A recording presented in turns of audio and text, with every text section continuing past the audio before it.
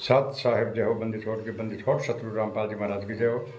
बंदी छोड़ कबीर साहब जो भगत व ज्ञान अमृत षड्यंत्र का बीज पुस्तक के PDF और लिंक प्राप्त करने के लिए 98 और 72 ओम प्रकाश दास राजस्थान से भगत भाइयों, इस पुस्तक में सुरानी करोता और बरवाला और 5 मतलब एक बच्चे कहते हैं कृष्ण की संपूर्ण जानकारी के लिए पढ़े ज्ञान अमृत या षड्यंत्र का बीज पुस्तक। भगत भाइयों, बिहार के सासाराम जिले से सस्य भूषणदास जी परमात्मा की दया हुई जो आज जजमेंट फाइल ज्ञान अमृत षड्यंत्र का बीज पुस्तक हिंदुस्तान से क्या पूरे विश्व में भगत भाइयों जोरों शोरों से चल रही है। लाखों लोगों ने पढ़ी है और लाखों लोगों को ऑर्डर भी आ चुके हैं।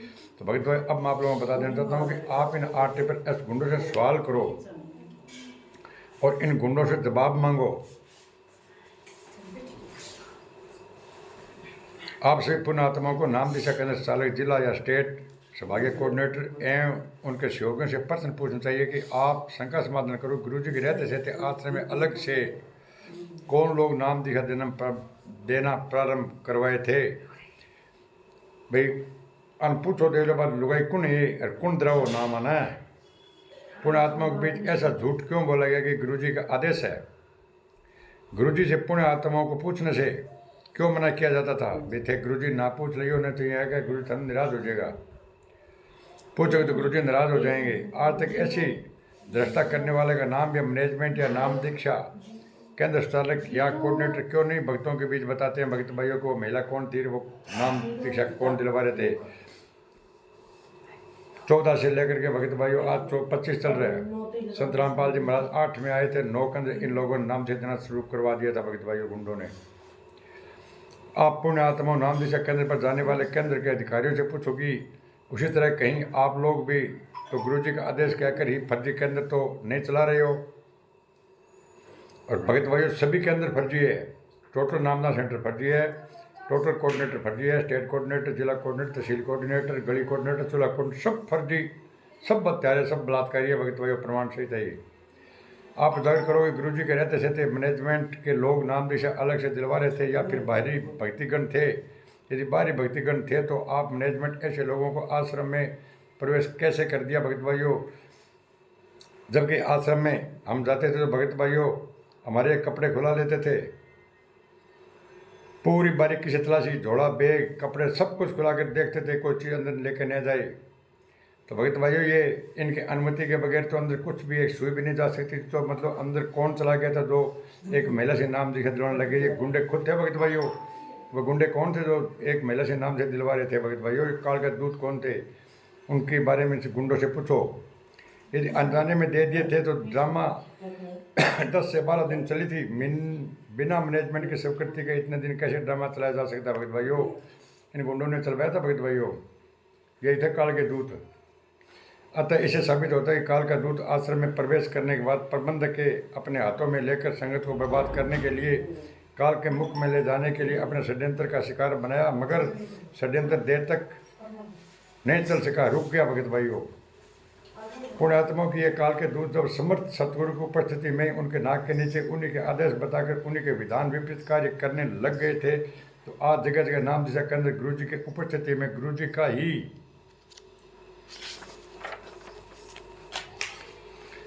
ही आदेश बताकर आत्माओं को धोखा देने में क्या हिचक कर सकते हैं। जब मतलब संत रामपाल जी महाराज के रहते थे भगत भाइयों, एक महिला से ये नाम दीक्षा उसके अंदर बरवाला आश्रम में संत रामपाल जी में रहते थे। इन लोगों ने वहाँ पर एक आश्रम बना लिया था, नामदान सेंटर खोल लिया, नामदान एक महिला दिलवाने लग गए और बोला संत रामपाल जी महाराज का आदेश है। तो भगत भाइयों आज ये उस टाइम भी झूठ बोल से, तो आज तो भगत भाइयों इनकी मनमानी जो ये कहते संत रामपाल जी महाराज का आदेश आ गया, तो आप तो उसको मानते हो, लेकिन संत रामपाल जी महाराज आदेश नहीं है भगत भाइयों, वो सब इन गुंडों के आदेश थे भगत भाइयों। अर्थात जितने भी सेंटर चल रहे हैं फर्जी है, अनाधिकारी लोग गुरु जी का आदेश कहकर अपने धंधा चला रहे हैं भगत भाइयों। सब भी अपने धंधा चला रहे हैं भगत भाइयों। ऐसा धंधा चलाने वाले का विरोध करना हमारा पुण्य आत्माओं को अपने सतगुरु के प्रति वास्तविकता कर्तव्य है भगत भाइयों। सच्चाई बोलना कोई पाप नहीं है। वो सतगुरु को बाहर लाकर ऐसे धंधे को बेहतर करने का हमें सदा प्रयत्नशील होना पड़ेगा। इस प्रकार आप पुण्य आत्माओं को गुरु जी के वक्त, गुरु जी के उक्त दोनों सत्संग अर्थात काल के दूत उत्पन्न होने एवं आश्रम में अलग से नाम से देने वाला सुनने को नहीं मिला। हो तो किसी भगत के पास यदि उपलब्ध हो तो उसे प्राप्त कर ले, देख ले, सुन ले, या मूल लेखक के पास आकर प्रमाण सहित अवश्य सुनकर निश्चित कर। भगत भाइयों, अगर ये संत रामपाल जी महाराज के सत्संग है, काल के दो दूत और महिला से नाम दिखा दिलवाना, अगर किसी भाई ने सत्संग वो नहीं सुनी है तो नंबर 98 280 और 72 914 ओम प्रकाश दास से आप संपर्क कर सकते हैं और संत रामपाल जी महाराज की वीडियो प्राप्त कर सकते हैं कि संगीत में 2 काल के दूत पैदा हो गए और एक महिला से नाम दीक्षा 10, 12, 20 दिन इन लोगों ने दिलवाई थी। संत रामपाल जी महाराज ने पता चला तो उन लोगों को मतलब द्वारा नाम दीक्षा दी भगत भाइयों, और उन लोगों को बोला आपका जो कुछ था वो सब बर्बाद हो गया। तो भगत भाइयों, संत रामपाल जी महाराज रथ से थे, सब कुछ कर सकते हैं भगत भाइयों। आज तो एक जित मन चाहे भी काम ये कर रहे हैं भगत भाइयों। और ये तो भगत भाइयों, मैं आपसे फिर आपसे हाजिर रिक्वेस्ट करता हूँ, आप भगत भाइयों इनसे 429 और 430/2014 की जजमेंट की फाइल मांगो और उस जजमेंट की फाइल को पढ़ो।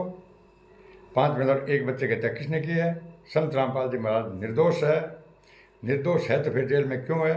क्योंकि संत रामपाल जी महाराज का बड़ा बेटा वीरेंद्र, छोटा मनोज, अरे अंजू मंजू, बबीता, बलजीत, अरे अमित और महेंद्र, राज कपूर, राम कुमार ढाका, राजेंद्र, विष्णु सौ, पुरुषोत्तम सैनी, बसंत सैनी, इन गुंडों ने मिलकर के भगत भाइयों संत रामपाल जी के खिलाफ बयान देकर के डबल आजीवन कारावास करवा दिया और संत रामपाल जी समेत 29 गुंडों को, 29 संत रामपाल जी समेत छोड़कर 28 इन गुंडों को एक ही सजा है भगत भाइयों। सबको डबल आजीवन कारावास है और सबका देशद्रोह का मुकदमा चल रहा है। तो ये 28 गुंडे बाहर कैसे आगे भगत भाइयों? ये सोचने का विषय है। और एक भगत भाइयों में जितने भी नेता मंत्री, चाहे बीजेपी हो चाहे कांग्रेस हो, भगत भाइयों ये जो इन अतारे बलात्कारियों के आश्रम में जाते हैं, इनसे हमारे हाथ जोड़ कर प्रार्थना है कि इनके आश्रमों में न जाए, क्योंकि आपकी छवि खराब होती है। आपके साथ में वीडियो बनाते हैं, आपके साथ में फ़ोटो खिंचवाते हैं भगत भाइयों, उस वीडियो को ये वायरल करते हैं, जिससे जितने भोले भगत हैं वो फंस जाते हैं और उसके बाद में ये गुंडे क्या करते हैं, उनको लूटते हैं भगत भाइयों। ये मंत्री नेता जितने भी इनके आश्रम में जाते हैं और संत रामपाल जी महाराज के कागज़ की फ़ोटो को प्रणाम करते हैं, तो इशारा नंबर 2 जेल के अंदर संत रामपाल जी महाराज विराजमान है, तो वहाँ पर जाकर भी संत रामपाल जी महाराज को प्रणाम कर सकते हैं और उनसे पूछ सकते हैं, उनको ये पैरोल दिलवा सकते हैं भगत भाई चाहे तो। जब संत रामपाल जी महाराज के लड़का वीरेंद्र इतनी पहुँचा कि नरेंद्र मोदी जी तक वो जाके हाथ मिला रहा है और मोदी जी भी उनके सामने हाथ जोड़े खड़ा है, तो क्या संत रामपाल जी महाराज को मोदी जी से कह करके इनका पैरोल नहीं दिलवा सकते? दिलवा सकते हैं, लेकिन ये क्यों नहीं दिलवाते? इनको पता है कि अगर संत रामपाल जी महाराज जेल से बाहर आ गए तो विनोद और वीरेंद्र और विनोद, जितने भी 51-52 गुंडे, 28 गुंडे, जितने भी भगत भाई, ये सभी के सभी जेल जाएंगे और संत रामपाल जी महाराज बाहर आ जाएंगे और इनकी मनमानियाँ होनी बंद हो जाएगी। इनको पता है अपना जेल काटनी पड़ेगी, इसलिए संत रामपाल जी महाराज जेल से बाहर ये नहीं आने देते भगत भाइयों। और ये गुंडे ये बोल रहे हैं कि हमारा काम चल रहा है। संत रामपाल जी महाराज अपनी मर्जी से जेल में गए हैं और मर्जी जेल से आएंगे। हमारा काम चल रहा है, जोत कर रहे हैं, पाठ कर रहे हैं, 10 मांस का पैसा ले रहे हैं, जिसके पास पैसा नहीं है उसका खून निकाल रहे हैं, खून भी नहीं है तो उसका मरने के बाद में उसकी देह भी हम ले रहे हैं और प्रथम मंत्र दे रहे हैं, सारनाम प्रथम मंत्र दे रहे हैं, सतनाम दे रहे हैं, सारनाम दे रहे हैं, सार शब्द के फार्म भर रहे हैं। तो अब बताओ, नाम शुद्ध कर रहे हैं, रिमेंड कर रहे हैं, तो संत रामपाल जी महाराज की जरूरत किसको है? संत रामपाल जी महाराज किसके लिए यहाँ आए बार? क्यों? काम तो इन गुंडों का, RSS गुंडे बोल रहे हैं हमारा काम चल रहा है और संत रामपाल जी महाराज जेल में लीला कर रहे हैं और जेल धाम से संत रामपाल जी महाराज सतलोक जाएंगे। तो भगत भाइयों, हमारे हाथ जोड़ कर प्रार्थना है शासन और प्रशासन से कि इन गुंडों के आश्रम में न जाए। ये आए दिन भंडारा करते हैं और जनता को खूब लूट रहे हैं भगत भाइयों। संत रामपाल जी महाराज ने कहा था कि सत्संग के अंदर शिकारी आएगा, दान डालेगा, जाल बिछाएगा, हम नहीं खाएंगे तो कैसे फंसेंगे? तो ये तो भगत भाई दान डाल रहे हैं, सभी फंसे हुए हैं, सभी काल के जाल में फंसे हुए भगत भाइयों। आप सोचते हैं हम सतलोक जाएंगे, सतलोक नहीं, आप मरोगे तो आपको जगह भी नहीं मिलेगी भगत भाई, पानी पिलाने वाला नहीं मिलेगा। जो 75 साल के संत रामपाल जी महाराज को आपने खिलाफ बयान देकर के गुंडो, आपने संत रामपाल जी महाराज को डबल आजीवन कारावास करवा दिया। समय रहते जागो भगत भाइयों। और संत रामपाल जी महाराज पर 428/14 का केस जो देशद्रोह का चल रहा है भगत भाइयों, उसके अंदर फांसी का प्रावधान है। और ये गुंडे इतने पीछे लगे हुए हैं, 11 सालों के अंदर संत रामपाल जी महाराज को इतने पैरोल नहीं दिलवा सकते, न दिलवाया भगत भाइयों और न ये दिलवाएंगे।